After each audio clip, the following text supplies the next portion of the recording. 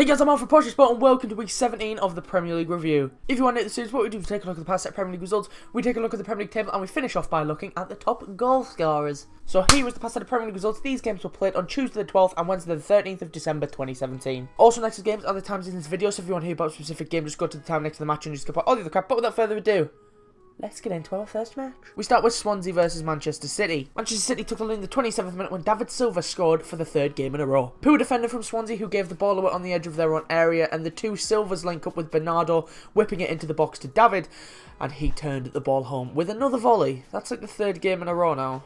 He scored with quite an acrobatic volley. And Man City doubled their lead 10 minutes later. It came for a free kick that Kevin De Bruyne whipped in. I think looked like a shot, but either way, it was perfect. Perfect cross, perfect shot, because all it needed was a touch, but the cross goes through everyone and it nestles straight into the bottom corner. And Man City put the game to bed in the 52nd minute when David Silva got his second of the game. It all started and ended with the man himself. He starts by playing a 1-2 with Raheem Sterling before dinking the ball over the keeper and into the back of the net. And Man City put the cherry on the cake as they made it 4 when Sergio Aguero found the net. It was a simple goal as the Argentine picked up the ball and darted forward. Alfie Mawson can't keep up with him and the striker places the ball into the far corner. And that's how the game would end. Manchester City are now officially the best team the Premier League has ever seen. I made a mistake on the last episode when I said that they beat the record of Chelsea last season, and I was technically right, but Chelsea aren't the longest winning streak in Premier League history.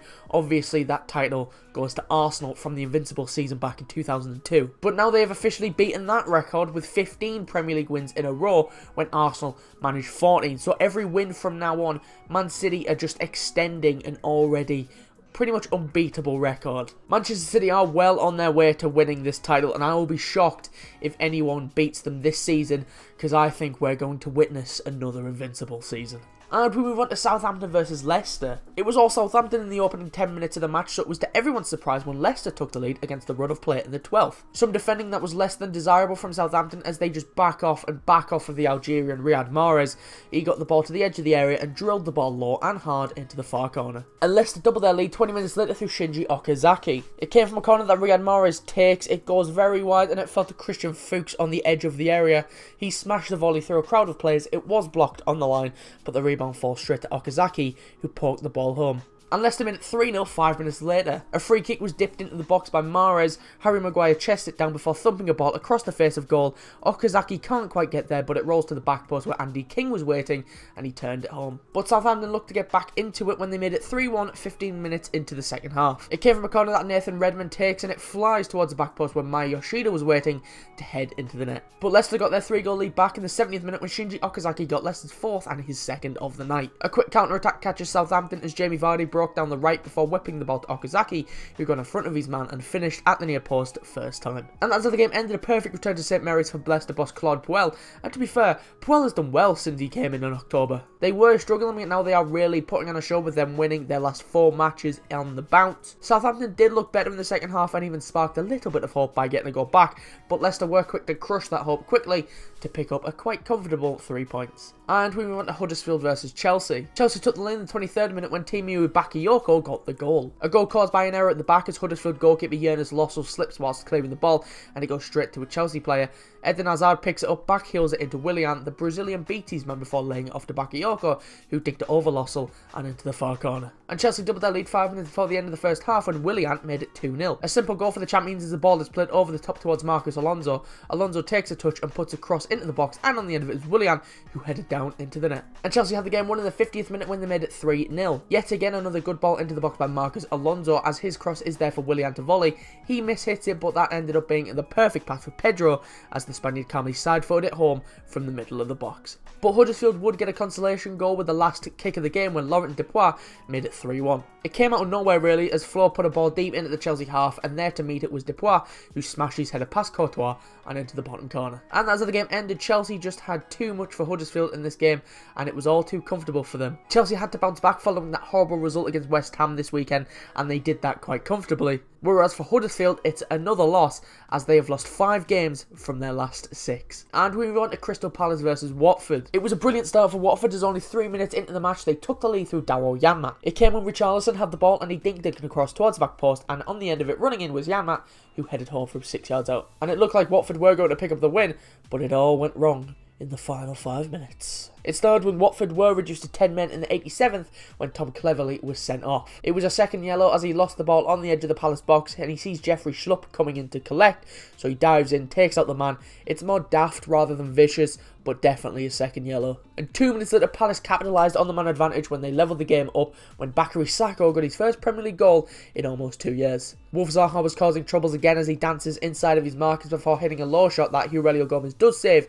It falls to Bakary Sakho, whose first shot was saved by Gomez as well, but it ricochets back out and off of the legs of Sakho, and the ball trickled over the line. And Palace won the game in the 92nd minute when they completed the comeback thanks to James McArthur. Yet again the trouble was caused by Wilfried Zaha. He gets around 2 men this time before cutting the ball back across the box, and on the end of it was McArthur who rolled the ball into the far corner. And that's how the game ended, a dramatic win at Selhurst Park, and I'm pretty sure heading into the final 10, no one would have saw this result coming. Watford did look comfortable for the majority of the game, but as soon as Tom Cleverley went off, it all fell apart.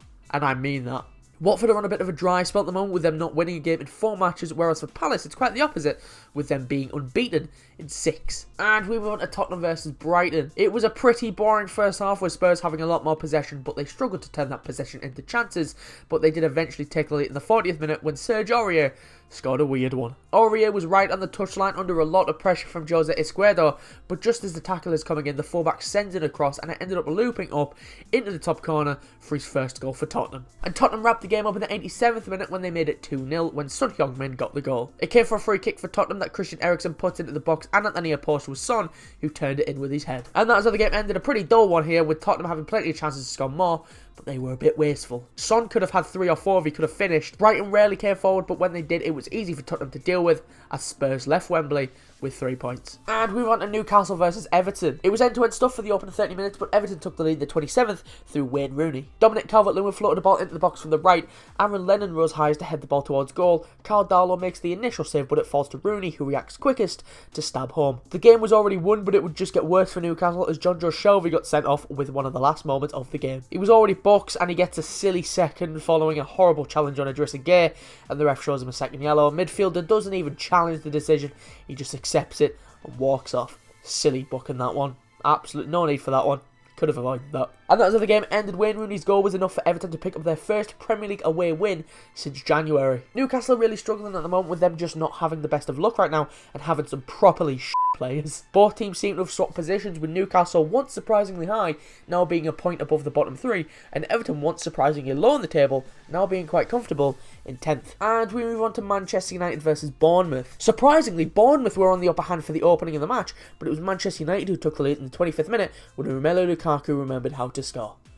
But then again, this wasn't against the top 6 team, so obviously he's going to score. It came when Juan Mata put the delicious ball into the box, and on the end of it was Lukaku, and the Belgian headed into the top corner. And that is how the game ended. A very boring one, this one, with nothing really happening apart from that goal. Like I said, Bournemouth were on the upper hand for the opening, and for a lot of the match really, which is surprising, because United normally park the bus against Liverpool, City, Arsenal, but now it looks like they'll do it against anyone. But like I said, Manchester United were willing to ride the storm against Bournemouth, and they narrowly got past the Cherries. They didn't deserve the win, not by a long shot. And we went to Burnley versus Stoke. It looked like this game was going to end a ball draw, but Burnley snatched the game at the death as they got the winner in the 89th minute. It was just a clear punt up the pitch. Ashley Barnes headed it down to Scott Arfield. Arfield gave it back to him, and Barnes absolutely smashed it past Jack Butland and into the net. And that's how the game ended. Burnley are flying high at the moment, with them not putting on the best of games, but they're getting the wins against some teams that you'd expect them to be losing against. This game was a pretty boring one, but like so many Burnley games in the past, Burnley wait until the dying moment of the game to snatch a win. Burnley pick up another win, and after this one, they were in a Champions League spot until the rest of the pack played. But then again, they didn't move much. And we went to Liverpool versus West Brom. Pretty boring one, this one. Nothing happened apart from a Liverpool attack, West Brom defend, and then West Brom coming extremely close at the other end. The ball was in the back of the net at the dying end of the game, but it was wrongly ruled out for handball. A ball was whipped into the box and it deflects off of a West Brom defender, and it goes into the net via the arm of Dom Solanke. There was nothing Dom Solanke could do about it, and the rule is you have to give it if the handball wasn't intentional. And there was nothing Solanke could do to get his arm out of the way. West Brom frustrated Liverpool in this one and held on for a point. They got exactly what they wanted. And finally, we've got West Ham versus Arsenal. This one was even more boring than the last one. Arsenal just didn't look good in this one, with them wasting a ton of chances. And if I'm going to pick out a few players from the Arsenal squad who were particularly bad in this one, the first name I'm saying is Alexis Sanchez. He didn't look good in this game, and if I'm honest, he hasn't looked great all season. Sell him in January, Arsenal. Do it. Replace him. You can replace him like that if you want.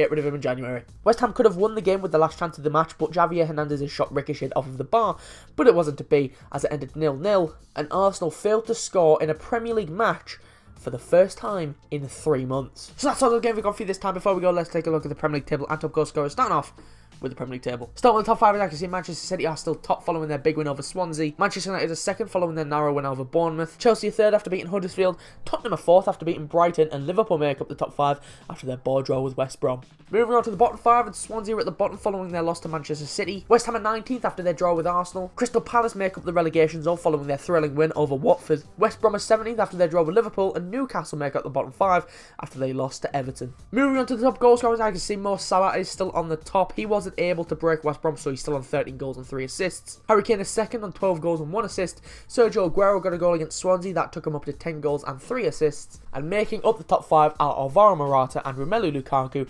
both on 9 goals and 4 assists. Right, so that's all I've got for you this time. If you did enjoy the show, leave a like and subscribe, and I'll be back on Tuesday for the next episode of the Premier League review. If you want to follow us on Twitter to stay up to date when we upload a video or go live, you can. The link is in the description, or it's at portionofsport_. If you want to follow me on Twitter or subscribe to my personal YouTube channel, the links to both of those are in the description as well, or my channel should be popping onto your screen round about now. But anyway, thanks for watching. Be sure to leave a like and subscribe if you are new. I've been Mark from A Portion of Sport, and I will see you soon.